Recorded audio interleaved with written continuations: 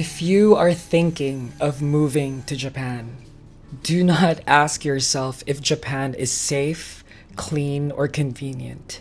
You already know the answers to that. Ask yourself something harder. What happens when Japan stops feeling special?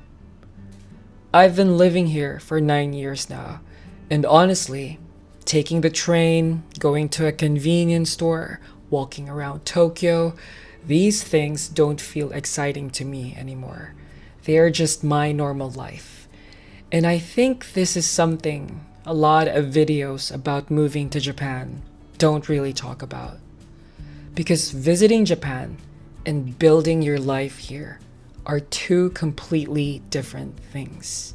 You have to think about things like, can you build real friendships here? Are you okay with possibly earning less than you could back home? What happens to your career after 5 or 10 years? Will you still enjoy Japan when you're not sightseeing, but doing laundry, buying groceries, paying the bills, and going to work? And maybe the biggest question, can Japan actually give you the life you want? Not just the life you imagined. Because even after 9 years, I still love living here. But the reasons I love Japan now are very different from the reasons I wanted to move here in 2017. So if you're seriously thinking about moving to Japan, I want to talk about the things I wish I had thought about before I came here. Not to convince you to move here, and not to convince you not to, just to help you make a more realistic decision.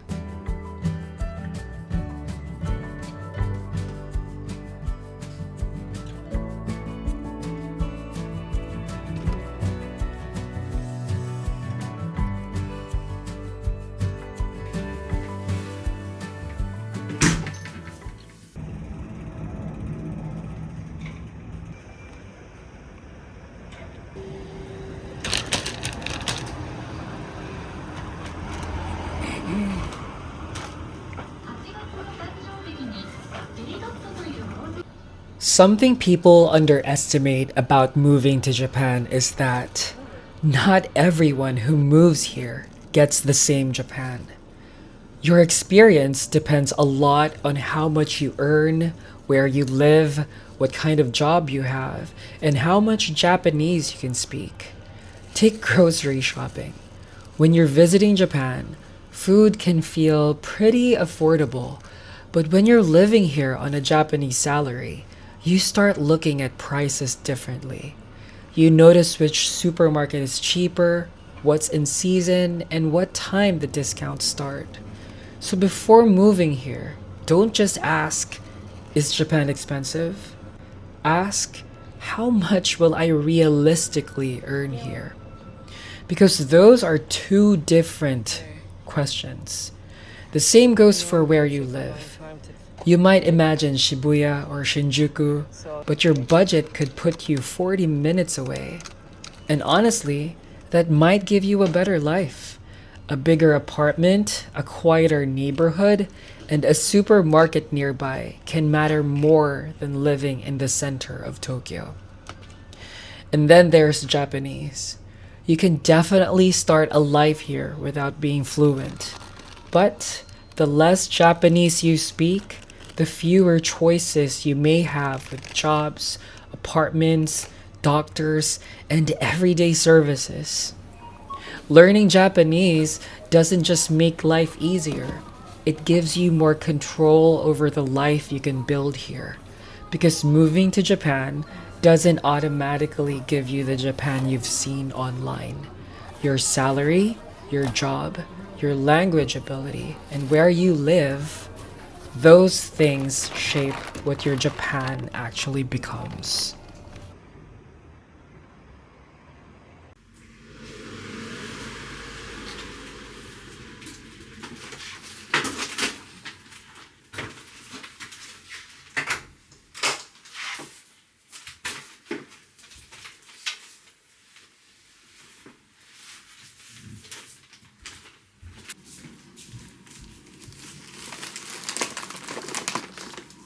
大丈夫かな。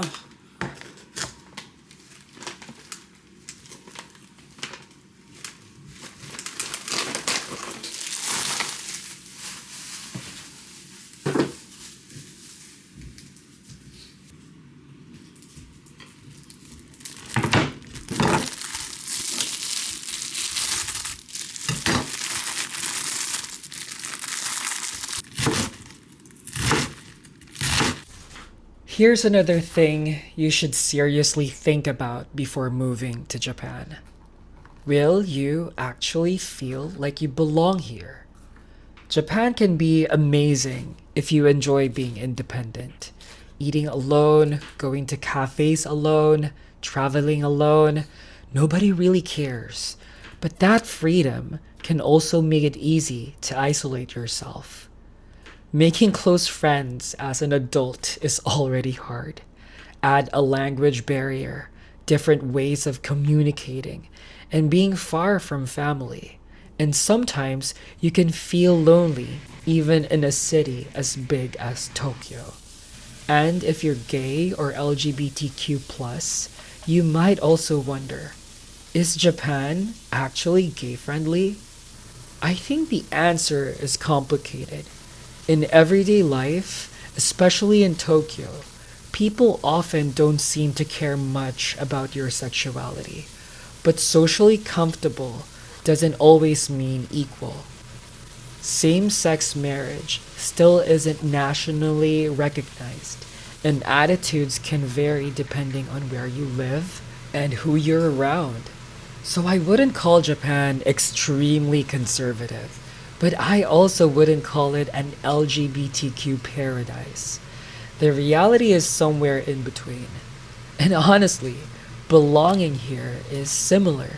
You can live comfortably in Japan for years, but building real friendships and community takes effort. So ask yourself, are you okay starting that part of your life almost from zero? Because Japan can give you peace and independence, but eventually, you also need people and a place where you genuinely feel you belong. いただきます。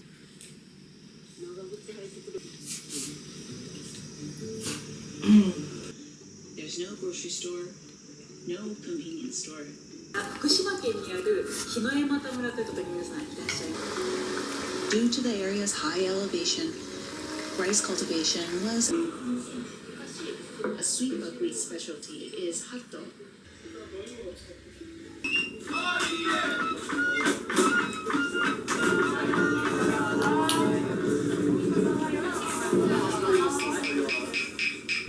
Itadakimasu. Part 2. Oh, this looks so yummy. Itadakimasu. Oh, okay. It's surprisingly good. If I can talk to myself in 2017, there's a lot of things I want to tell myself. One is that there are going to be days that you would feel lucky that you live in Japan. And there are days that you will feel completely alone, even if there are people who loves you, even if there are people who thinks about you. But you will also find places that you love, and you will meet a lot of people that you care about. Everything that you worry about, you're going to overcome them. Japan will help you become more independent. You will understand the beauty of being by yourself. You are going to have more goals in your life, more concrete goals. There are still places and things that you haven't discovered yet, and you will continue to love Japan for what it is. But yeah, there will be a lot of struggles. To everyone thinking about moving to Japan and starting a new life, it will be an adventure. I think the mentality that you need to acquire is not everything, not every part of Japan will be beautiful. Moving to Japan, I would say, is the best decision that I've made in my whole life. 2017 Kevin, ganbatte. Anyway, I'm going to finish my dessert.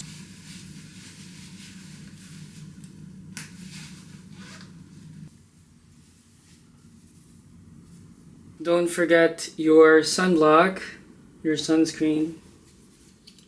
I've been using this for a long time, so religiously put sunscreen every single day. So I have a pimple right here because I drank whey protein. And when I drink protein, it's not good for my skin. Let's go to work.